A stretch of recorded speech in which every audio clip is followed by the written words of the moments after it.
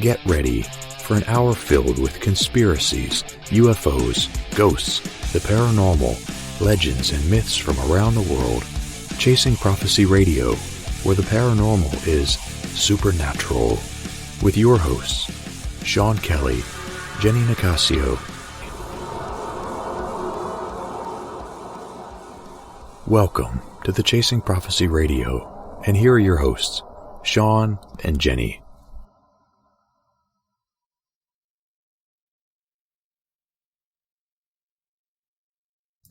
Welcome back to Chasing Prophecy, where we discuss anything and everything beyond the scope of normal. Remember to like us on Facebook and Instagram. It's great to be here this evening with all of you. Sean, how are you this evening? I'm doing pretty good today. Nice, wonderful, hot, humid, yes, very disgusting hot days. I was thinking we were going to get those thunderstorms, but we didn't. No, wish we did. They teased us today. They teased us, yeah.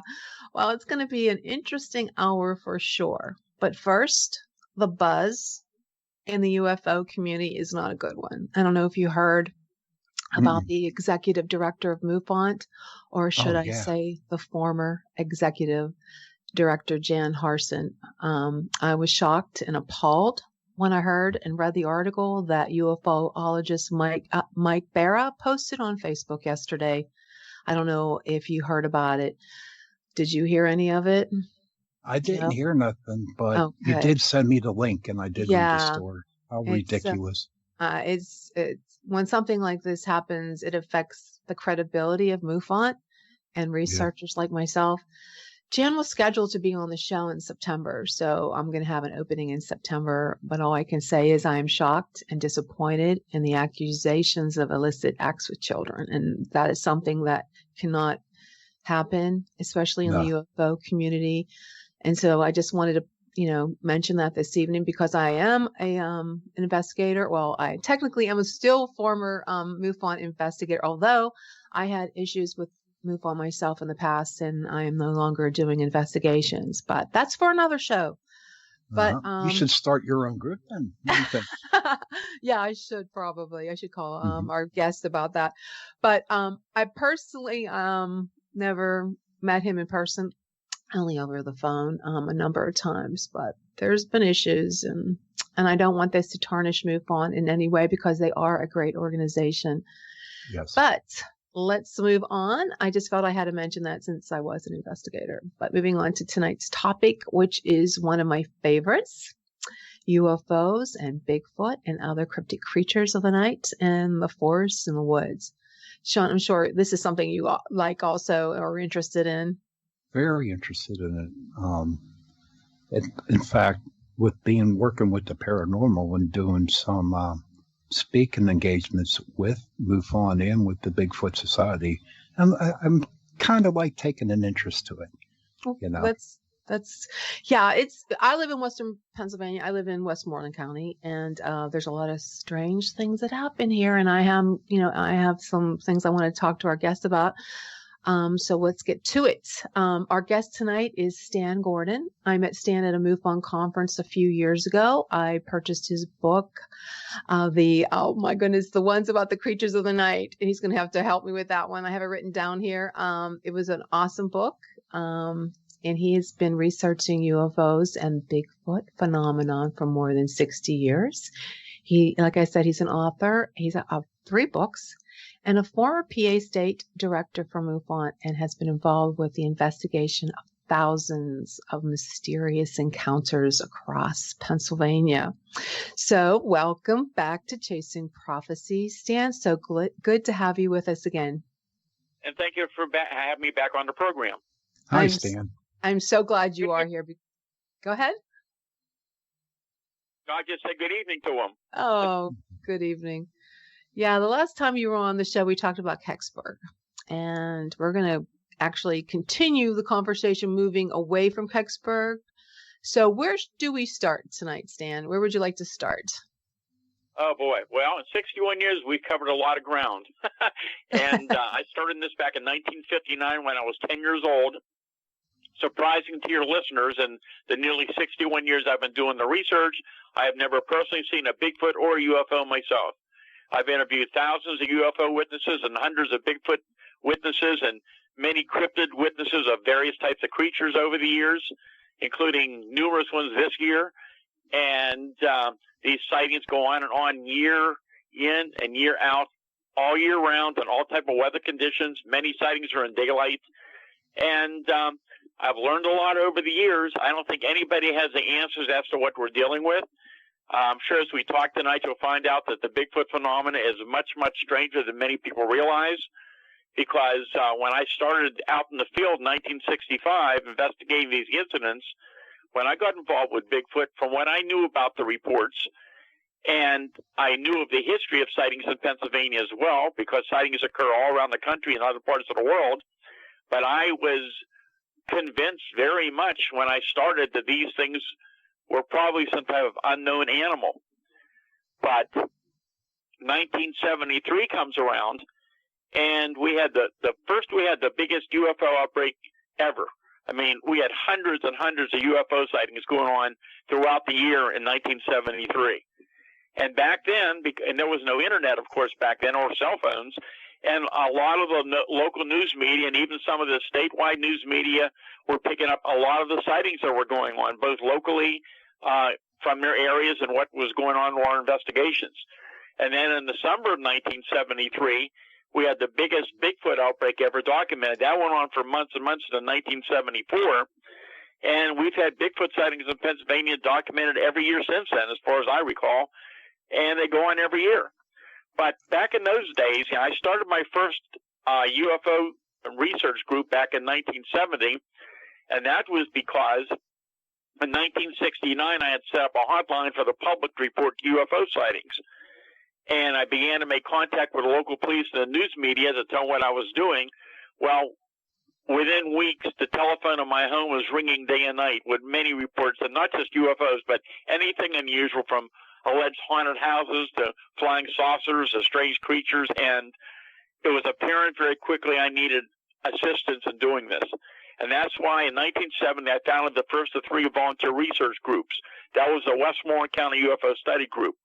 And the group was kind of unique in that the most people involved had a specialty, had some kind of specialty research background. So we had scientists and engineers and technicians and police officers and former military intelligence people and all kind of specialists donating their time. We all had full-time jobs, and we volunteered our time to investigate these sightings around the clock. And by 1973, we had expanded to cover the whole state of Pennsylvania.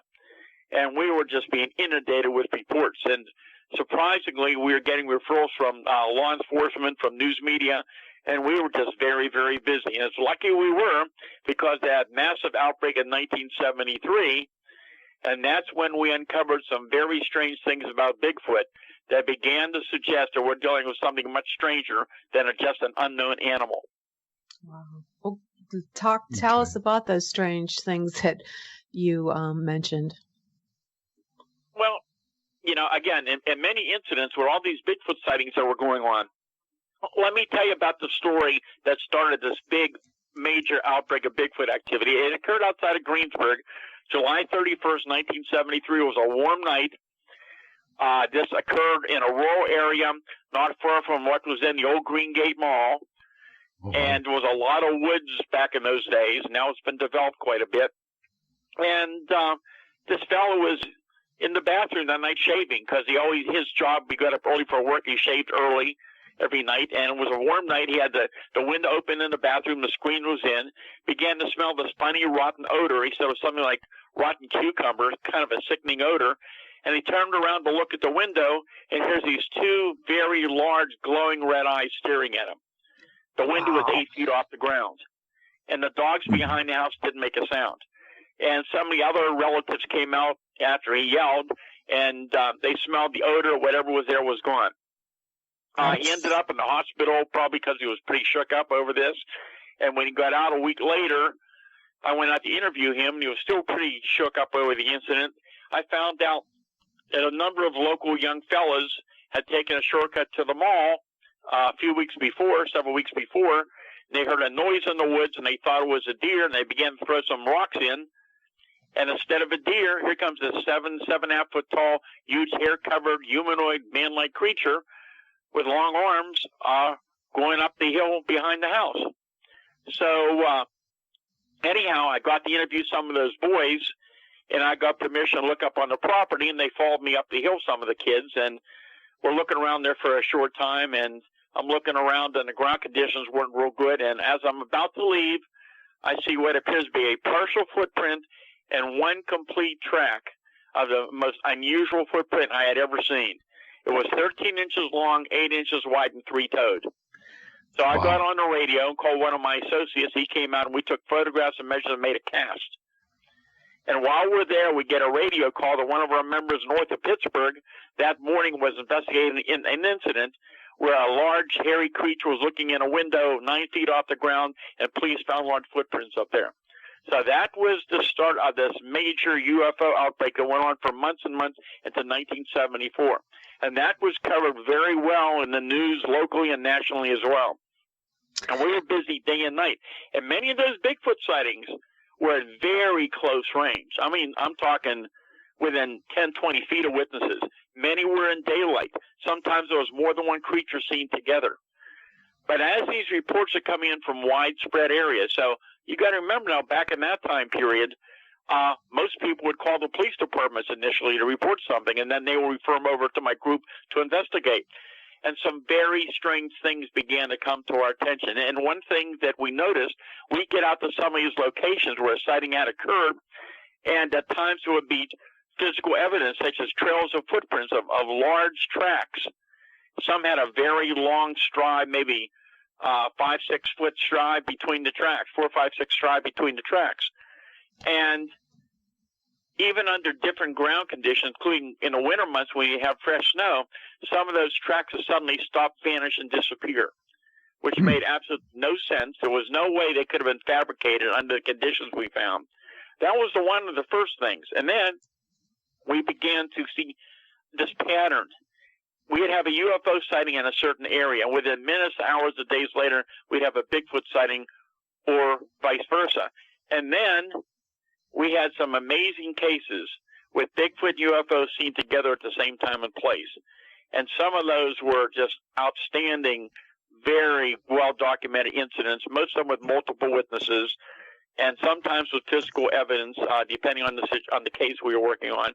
And that's when we began to realize that there was a lot more of the Bigfoot phenomena than any of us had ever imagined.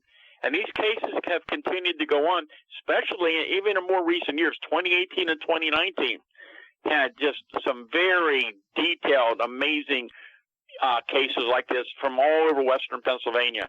And I'm in touch with many researchers and witnesses from around the country. And similar cases like this have been going on for years and years across the country of some of these strange elements I've been uncovering, but others have had the same thing going on.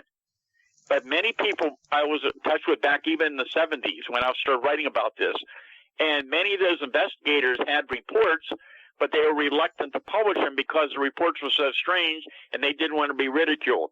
My position was, I don't have the answers. This is what's being reported. Here's what I'm finding. It's up to you to decide what's going on. And that's where I stand today. I have to keep an open mind to all possibilities, but none of us have the answers as to what's taking place. Wow. Now, is this across the Chestnut Ridge area? And tell our audience where exactly is the Chestnut Ridge area? Well, these incidents do occur along the ridge, but they also occur throughout Pennsylvania. Pennsylvania. Almost anywhere. Throughout Allegheny County, Westmoreland, Fayette, Indiana, Somerset, Greene, Washington. We can go on and on and on. There have been sightings of Bigfoot all through the greater Pittsburgh area, even in recent years. There have been many daylight sightings being reported. We've had incidents in Monroeville. But 99% of these cases you don't hear about publicly because the witnesses want no publicity. Yeah. Many of them are very reluctant to talk about it. I mean, I received reports from people from all walks of life. Yeah. Why would a police officer, a school teacher, a scientist, an engineer, a doctor, a nurse make up these stories. They have nothing to gain. They want no publicity. They're reluctant to tell anybody about it. They just want to know if anybody else saw something similar. And they wanted some answers. And, we have a lot of information, but nobody knows for sure what we're dealing with. Do you think one of the reasons why is because these creatures travel through maybe portals or different dimensions? Thinking. Is that what you think too? Yes, I do. And that's more and more what I've been finding over the years. And I'll give you some cases. But to answer your question, the Chestnut Ridge is a mountain range that extends about 100 miles. It runs through Westmoreland, Fayette, and Indiana County in southwest PA, extends down into West Virginia outside of Morgantown near Preston County, West Virginia. Year after year, every year including this year, we have Bigfoot encounters, cryptid encounters, other anomalies, UFO sightings. It goes on, especially in the Westmoreland, Fayette County side. A lot of activity year after year. And it's just amazing the reports and the phenomena up in those areas. But it goes on everywhere. Many sightings down in the Mon Valley outside of Pittsburgh. There's sightings. Yes. I mean, a lot of activity. Amazing cases in the last few years are just very detailed reports. And, on TV, you see a lot of these TV shows, and they see something in the middle of the night. They see something half a mile away, and they're trying to guess what the shadow is. Many of the reports we're having here are in daylight, or and some are very, very close range. Even in the night cases, they're, very, very close range. So you're getting detailed reports. You're getting descriptions of these things from head to toe from people who are very, very shook up over what they saw.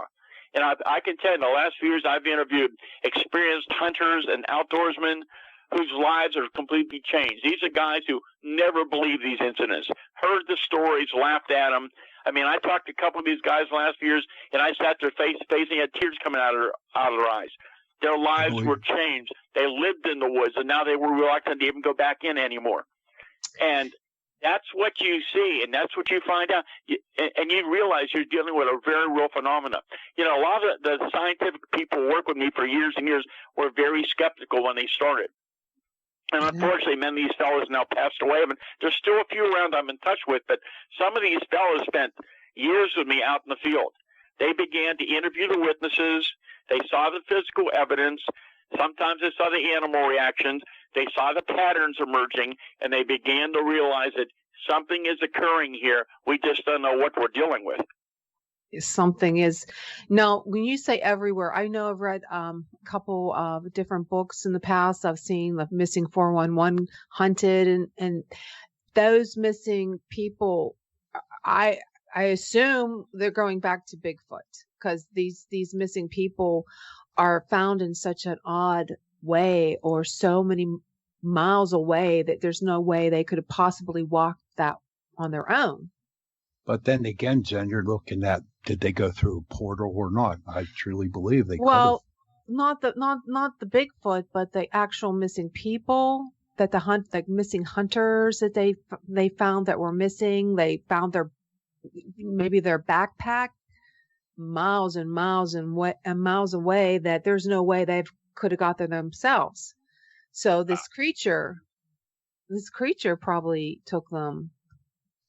I can just tell you this: of the hundreds of Bigfoot cases I worked on, I have never seen any cases, and I'm aware of those reports, and I'm not saying they didn't happen, but I can only tell you the case that I worked on, it's not a common thing. Really? On occasion, these things will throw large rocks or large tree branches towards people.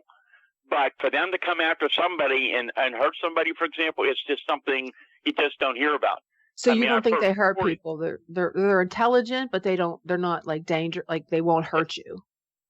Well, we're dealing with something we can't say for sure. I've heard stories, but I have no case I can verify that happened with that I've been involved in. I can think of right offhand.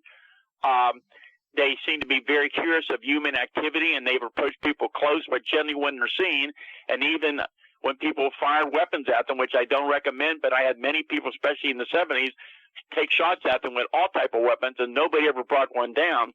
But I'll tell you the story now of the case, among others, that led me to indicate, led me to believe the possibility that we're dealing with something that, for lack of a better term, is interdimensional. This phenomenon has a physical and a non-physical component to it. So this goes back to 1974, February 6, 1974, up near a high pile way up in the mountains. Again, Fayette County. And some of you will remember the time period. There was a big national trucker strike going on. There was gas rationing. Remember that? Mm-hmm. Yeah. I was still a little young. Okay, there was a lot of violence on the highways in Pennsylvania and around the country. In Pennsylvania, the National Guard and the state police were patrolling together. So there were representatives of both units that responded to this incident. I couldn't get up to the scene the next morning because here in Greensburg, I couldn't get any gas that night. Anyhow, here's what happened. A woman lived in a waist deep up in the mountains in a cabin, lived there all her life, knew animals very well, was a very good shot, and she was sitting there watching TV as normal that evening when she heard this noise on her little front porch. She had a number of empty pop cans out there, and someone was knocking the pop cans around. Well, a few weeks before, she had a pack of wild dogs coming through, and she figured that probably the dogs are back. So she thought, you know what, I'll just grab my shotgun and I'll shoot over their head and I'll scare the dogs away. So what she did, she loaded one chamber of her shotgun. She turned on the switch for the outside porch light. She steps out, and as she switches on the light, 2 to 3 feet in front of her is this huge, at least 7 foot tall, hair-covered creature. And yet, when I interviewed her the next day, she never called it Bigfoot. She said, it looked like a great big hairy ape. And it's standing right there in front of her. What does she do? She pulls the trigger and fires right into it. She said there's this bright flash of light, like a strobe on a camera, and the creature vanishes in front of her. But her in-laws lived 100 feet away, and they heard the gunshot, and they called her, asked her what she was shooting at. She explained to them what happened. Her son-in-law grabs his sidearm, starts walking down that dark road towards the cabin.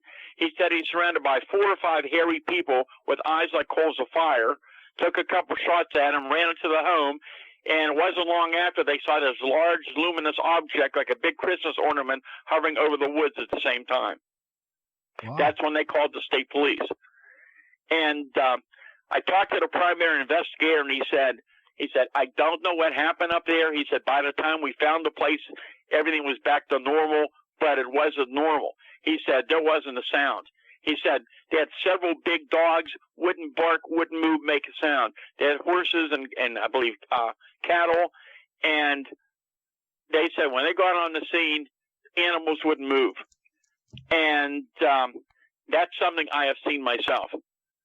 You can't. I always said you can fool people, but you can't fool the animals. And very commonly, even the most ferocious dogs, when they're close to these creatures, they're like paralyzed in fear. They shake, they hide, they cower, they don't bark. Sometimes they won't eat properly for 2 or 3 days later. That's very, very common. So that was the case among others that suggests that we're dealing with something that has both a physical and a non-physical aspect to it. Now, do you think it's an intelligent creature? They appear to have some intelligence, but there's so much we don't know. Mm-hmm. I mean, there's a lot of things I wish I had the answers for. Nobody knows the answers. The more I know about the phenomena, the more I believe that the government knows a lot more about both UFOs and Bigfoot, but I believe they don't have the answers themselves. They're trying to figure it out just like we are. It reminds me. Go ahead, Sean. I'll continue after you. Go ahead.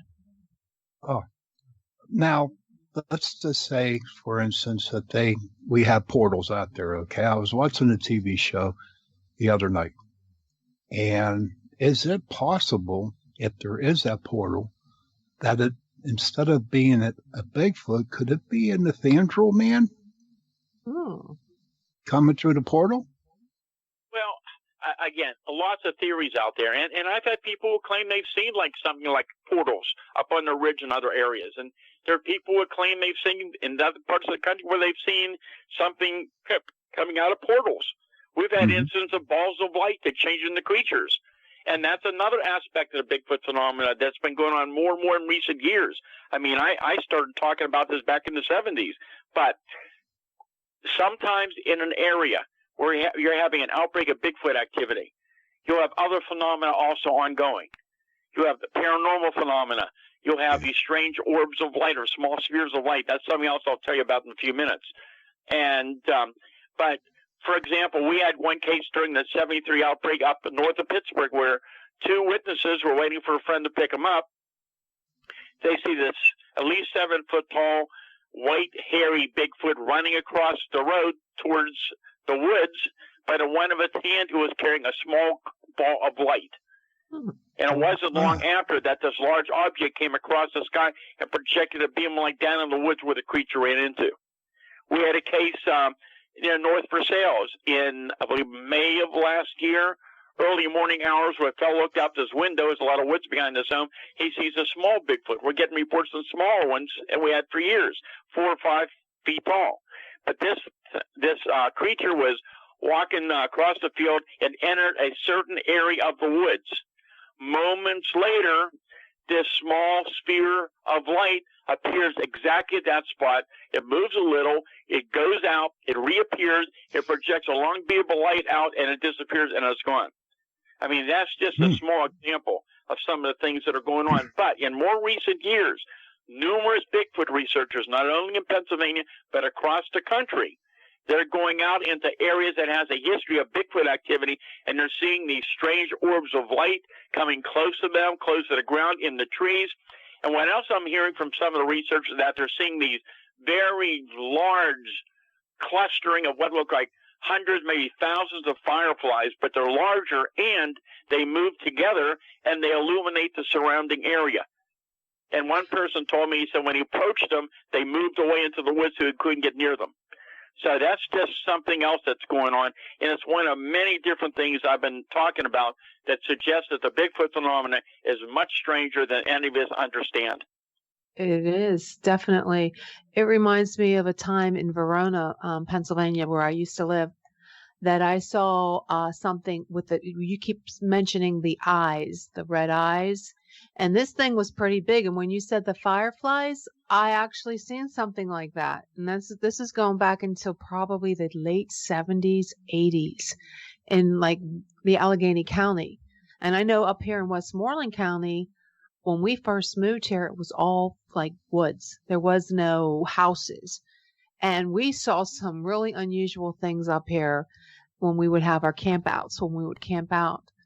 And I believe that there is something going on around here, but is it something connected to UFOs? Well, that's a big question. Or parent, that is a good question. And what area real quick. Go ahead. I'm sorry. Go ahead, John. When I was in Gettysburg, I was filming one of my TV shows, and it was like in early April, and we were in Gettysburg. And what was really crazy about it was that there was like about 13 lightning bugs, following us everywhere we went on that battlefield.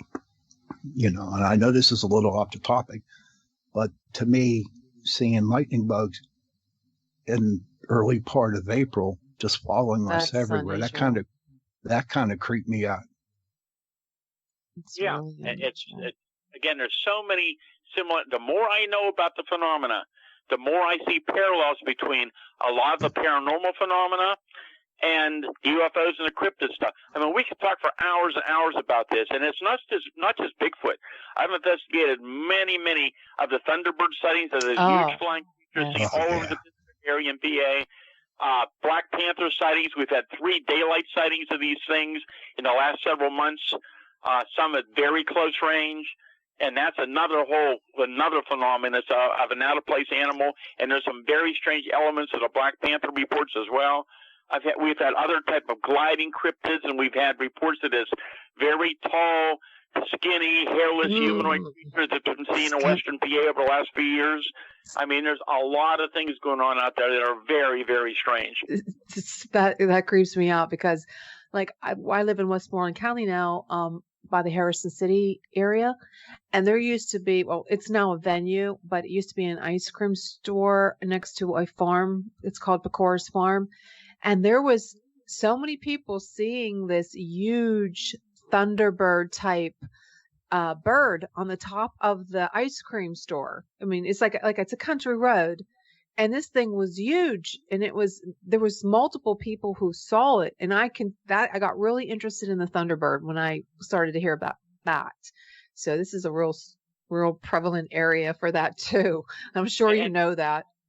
That whole area, I mean, if you read my Silent Invader book, or the one last came out was Astonishing Encounters of Pennsylvania's Unknown Creatures. There are sightings from Penn, Jeanette down there. That whole area along Route 130, out around Bushy Run, out to Harrison City, Penn, then you go into Trafford, all those surrounding areas. There's multitudes of reports. We've had incidents down in Irwin just in the last few weeks. We had a significant UFO sighting, which your listeners can go to my website and read and see the sketch. That was just July 11th, so just last week. There have been other significant reports coming in the last couple of weeks as well. There was a very interesting sighting that also occurred outside of Murraysville just a few weeks ago. There's a lot of things going on out there, but you're not going to hear about in the news because the people want no publicity. Why do you think all this activity is happening? It never stops. It goes on year after year. I can tell you, for whatever reason, 2018 and 2019, really, we saw a surge of activity. I mean, not the huge numbers like we had in 73, but just constant, really good detailed sightings. And surprisingly, 2020, with the virus situation, I'm amazed how many reports are coming in. I mean, all through this, I mean, March was busy, May, June, July is becoming very busy. I'm just amazed at and a lot of these are really good detailed reports. And I can give you some details about a couple of the recent UFO sightings in the area. But there's been, again, Black Panthers, possible Thunderbirds. I'm hearing some alleged Bigfoot activity going on. There have been other reports coming in. I mean, it's just amazing what's going on. And how much don't we hear about? We're hearing about a lot of reports, but how much goes on out there we never hear about.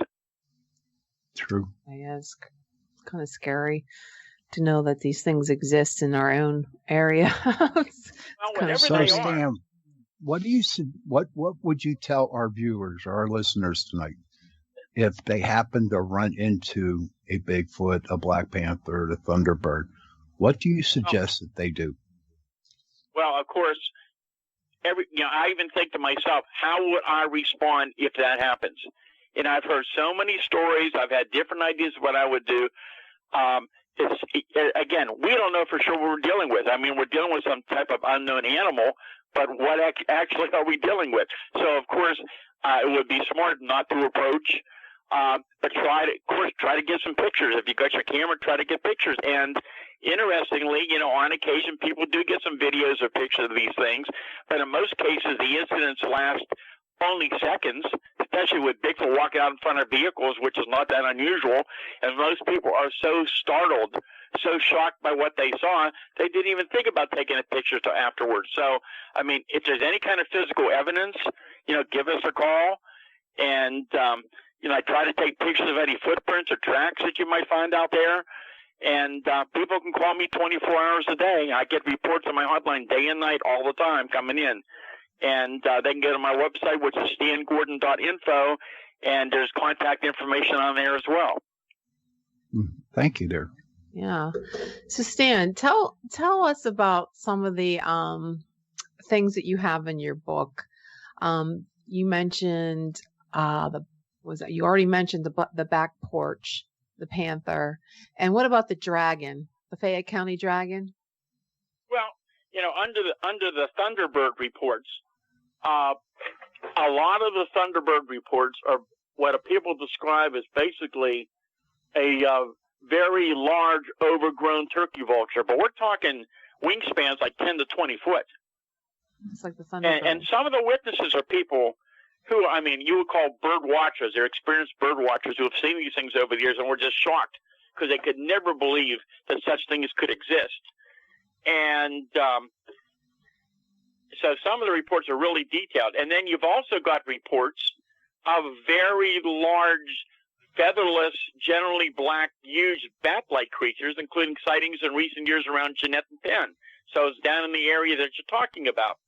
And So it's very strange. And then you've got some very detailed reports from people who, again, are so reluctant to even talk about it, who swear that what they've seen look prehistoric, like pterodactyls and pterosaurs. And some of those descriptions, and I mean, if you look at the sketch in my Astonishing Encounters book from out in Delmont, I mean, these are reputable witnesses. They're credible people. They have nothing to gain, but they know they saw what they saw. I mean, I interviewed a guy several years ago. Now, this is neighboring West Virginia, but it was 2007, as I recall, and it was a 2-lane road early morning. He's riding down the road, and he has to hit his brakes real hard. Here's this huge, gigantic bird. He said it's still at least 4 to 4.5 feet tall. It was taller than the top of his vehicle, and it had his wings outstretched, and as it's flapping its wings trying to get off the ground, it's so big it was hopping from one leg to the other. He could see the dust and dirt and gravel flying up on both ends of the road. Finally, this thing got up and over the trees, and the next day he went back to measure it. It was 21 feet across. Damn. So where does something like this come from? You know, again, I talk about this a lot on radio shows. You've got all these strange creatures, and there's things we haven't even begun to talk about. And you cannot have so many type of unknown creatures out there. But at the same time, you've got so many credible people from widespread areas that don't know each other, who have no publicity, or give you the same kind of details, so you can't dismiss the reports. The only thing that makes any sense as we understand it, and we don't understand yet, is that we're dealing with something that's interdimensional, that under certain conditions, these, whatever they are, they come in and out of our physical reality, they leave evidence of time, and then they're gone. Yep, I believe that. Yeah. I believe that. So are they extraterrestrial, or are they just something that just didn't evolve, and they've just been here forever, do you think?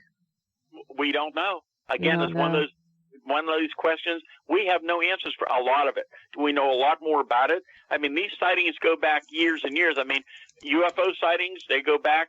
Some people think they go back to biblical times, but we have sightings here in the 1800s in the newspaper accounts of Pennsylvania.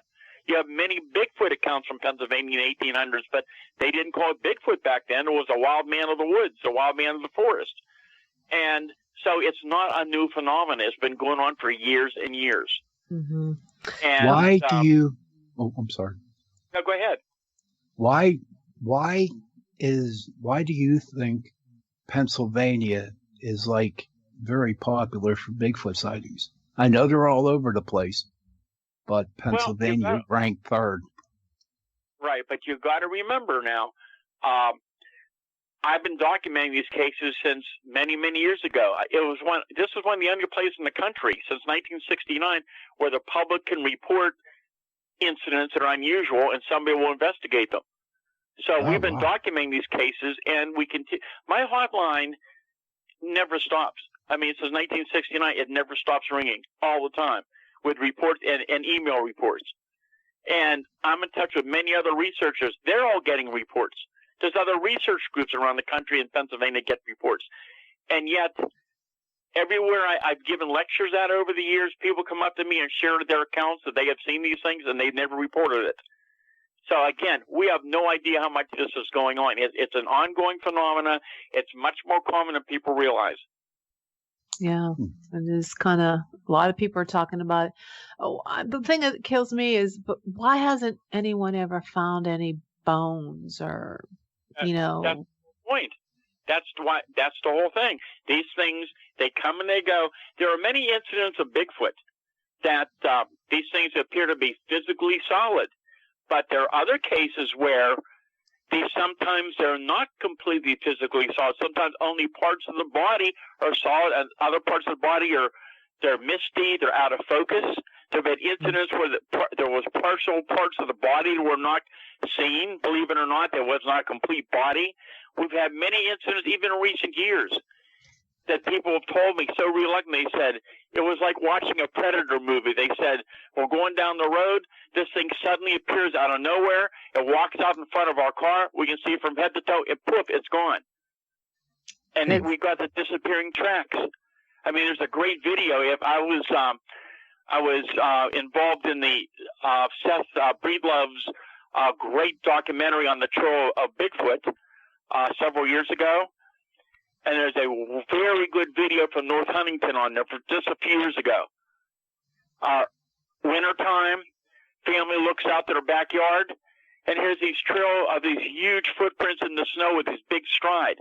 And they go for quite a distance, and suddenly they get to the kids' swings, and the tracks stop and vanish and disappear. And there's some of that segment that you can see it in that documentary. Wow. So it leads us to believe that there could be some kind of interdimensional where they go in and out, that they can go as they please. Well, again, they seem to come into our reality. They're here for a short period of time, and then they're gone. That's why there's no bodies. I mean, when we have physical evidence at times, but then they're gone. Something I found a long time ago, it still continues today. Many close-range, low-level UFO sightings.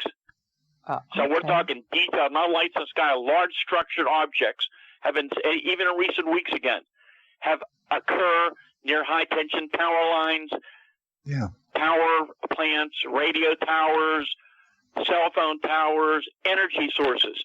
But it's the same with cryptids. Many close-range Bigfoot sightings, other cryptid sightings occur in the vicinity of high energy sources. I have no doubt that there's an energy connection to the phenomena as well. Absolutely, because in the paranormal field, like you were saying, other power lines and all that stuff, there is a lot of paranormal activity with the ghosts, and it's like really, really crazy. One question, and then I'm going to let you, I'll let Jenny finish up. I watch the ghost paranormal shows on TV, okay? And I cringe when I see what they do, okay? Do you watch the Bigfoot programs? And if you do, well, what do you think of them? Well, I've seen some of them. I've not seen all of them. And, of course, some of them are more entertainment. I mean, the good part of that is it brings a subject to the attention of the public, and the public has a great interest. I mean, in the last several years, the interest I'm seeing from the public on these topics is just amazing, because I've given lectures to all kind of groups, from professionals to children's groups, all type of age brackets, and there's a huge, very big interest in all these phenomena now. And some of the shows do take the reports a little more serious. But, I mean, the programs are designed to attract the attention of the people to watch the shows, and some of them do, a lot more serious research than others do. But getting back to the paranormal, there's some very strong similarities.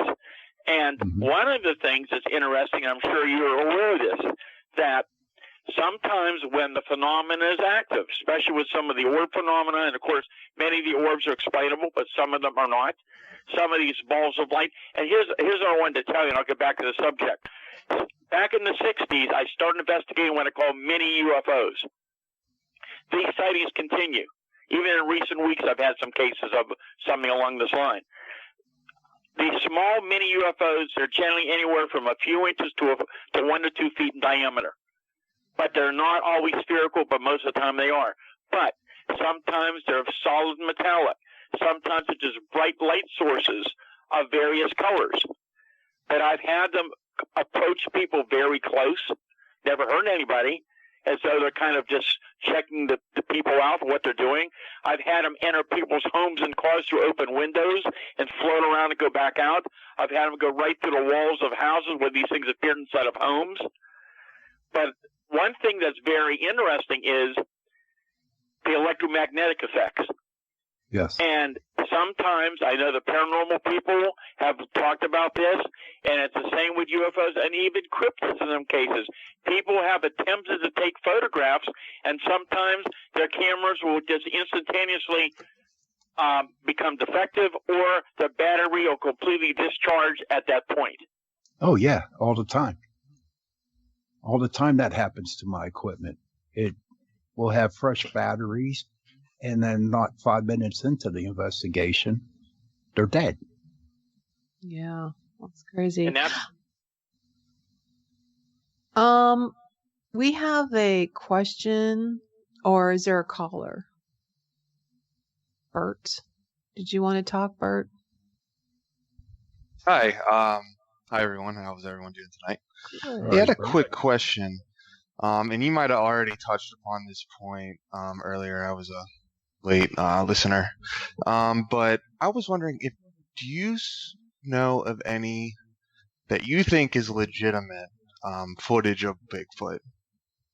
I know there's a lot of hoaxes and fake video clips out there, but do you know of one that you think is legitimate? And thanks. I've seen a lot of films out there, and of course the most famous is the Patty footage from back years ago, back in the 60s in California. I mean, it's done.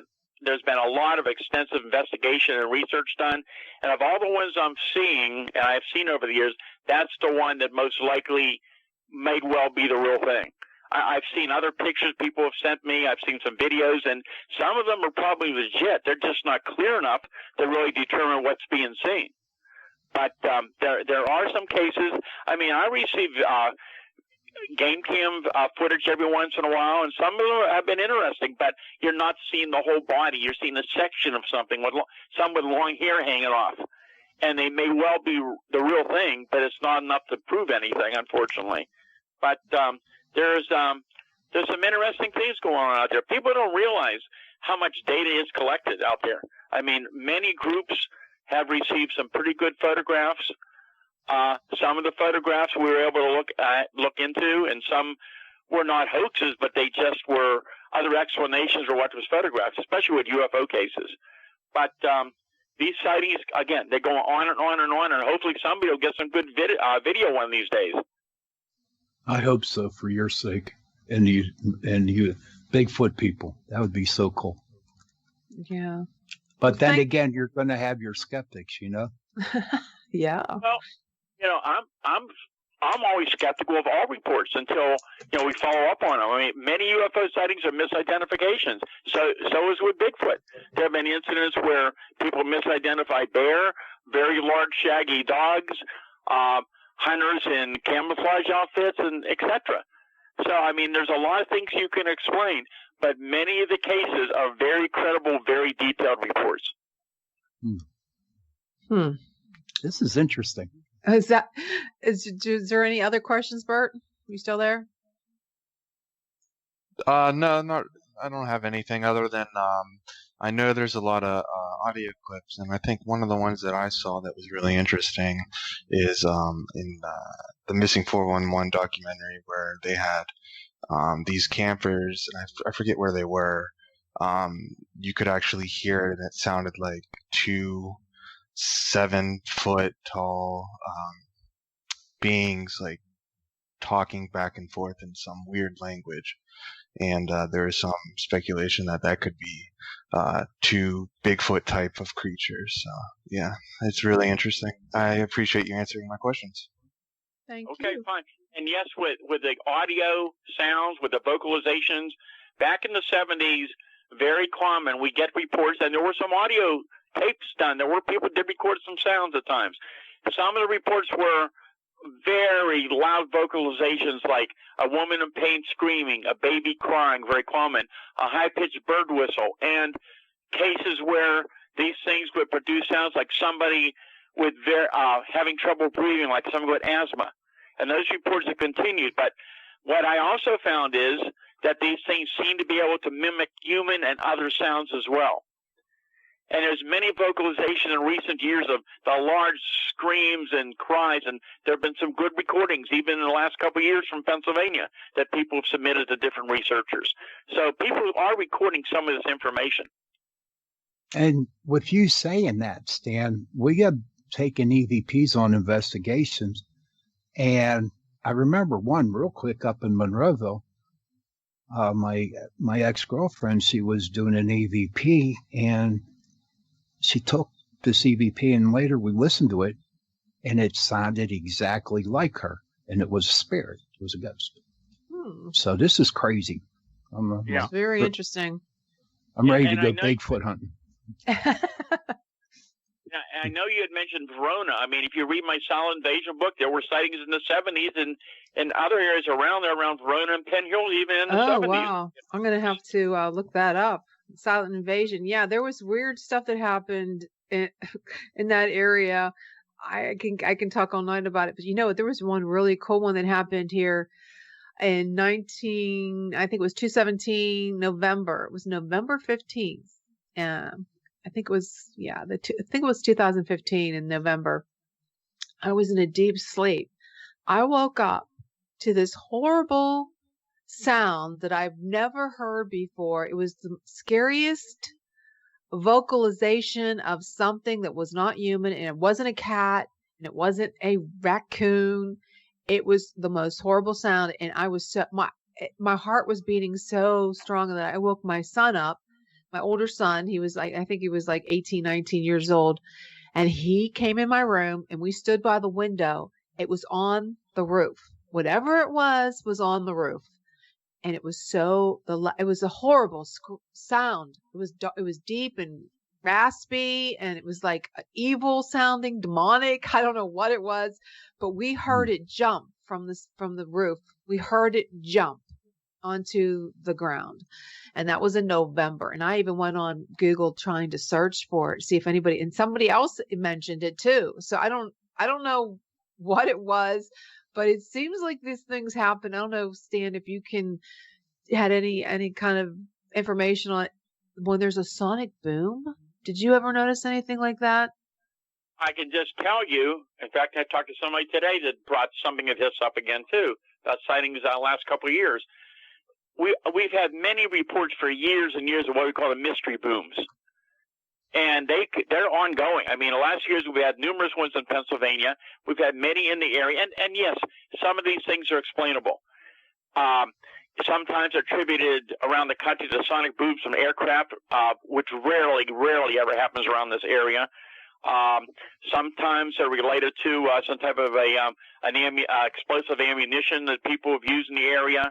But some of these reports I've heard over the last few years, I mean, these were going on where people felt their homes shake, the windows rattled, the animals came upset like 20, 30 miles away. And on occasion, you'll have a lot of phenomena, including loud explosive sounds, big bangs against houses with some of these reports too.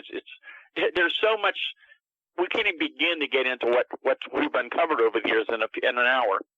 Yeah. Well, thanks, Bird, for calling in. We appreciate it, and hope he answers some of your questions. Yeah, there's a lot of strange things in this area that we can't explain. And like I said, it's Pittsburgh. Yeah, but the Bigfoot is really fascinating because when you camp out and you're always thinking, is there something, in the woods watching you, or, is it? That's why I do motels, hon. Well, I love to camp out. It's just if you hear a different sound that you're not familiar with, because I know they make some strange sounds. So I've heard people say that about the Bigfoot phenomena. I don't know if it's, there's a lot of things in this area. And there was another creature, Stan. I don't know if you ever heard of this one. This is years ago. My son had told me him and his girlfriend were out driving in Westmoreland County, and she could swear she saw this little like a short, like dwarf-like creature, was like he wasn't wearing any clothes, and it was really small, and it was like fleshy, like it was like it wasn't wearing clothes, and it ran up into the woods. Did you ever hear anything like that? On occasion, we hear reports of these very, very short little, almost like little troll type things. Yes, trolls. Yes. But I think what's more fascinating are these winged humanoid creatures that we get reports of every once in a while. We have the famous one here I investigate up in Butler County. We call it the Butler Gargoyle. In 2011, and there were other sightings within days after the initial witness reported this. Report up there to the Butler Research Group, later to Dan Hagman. But I got to know the witness very well, very professional. He was riding down the road that late that night between Shakur and East Brady, and he sees this thing, and his headlights rise up out of the field from the right side of his vehicle as he's going down the road, and this thing rises up, takes 3 big steps across the road into the woods. He saw it from the side, but he said this was not a Bigfoot. He said this thing was at least 8 feet tall. It was covered with light leathery skin, no hair, The eyes were swept back. The head was shaped more like a aerodynamic helmet. It had short hands and claws, and it had wings tucked into its side. A dragon. That sounds like Mothman. Well, that's not the dragon. We've had some of the Thunderbird reports we've had are more like dragon reports. I mean, it's so bizarre, but some of the reports are very detailed. Yeah, it sounds pretty creepy, but I wish we could continue this conversation. We're getting down to the wire here.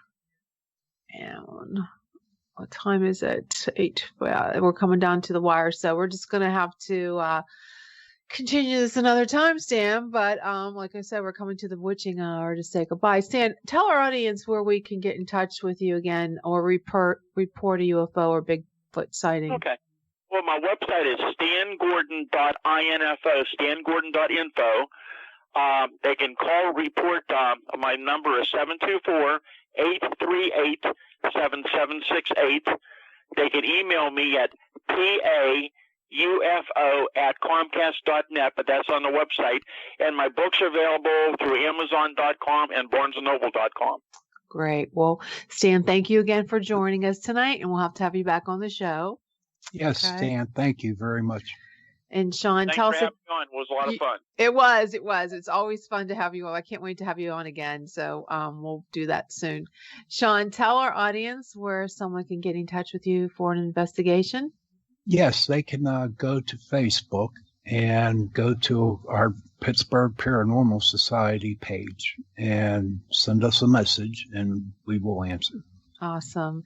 And please check out my author page, J.E. Nicasio, my trilogy From the Sky, and all my other books on Amazon.com. And next week, we have a former MUFON investigator on the show, and we're going to talk angels and demons. Sweet. So remember that's up my alley there. I know. Yeah. Remember to like us on Facebook and check out Chasing Prophecy Radio and subscribe to our YouTube channel. And good night, everyone. And thanks for tuning in to Chasing Prophecy. Good night. Good night.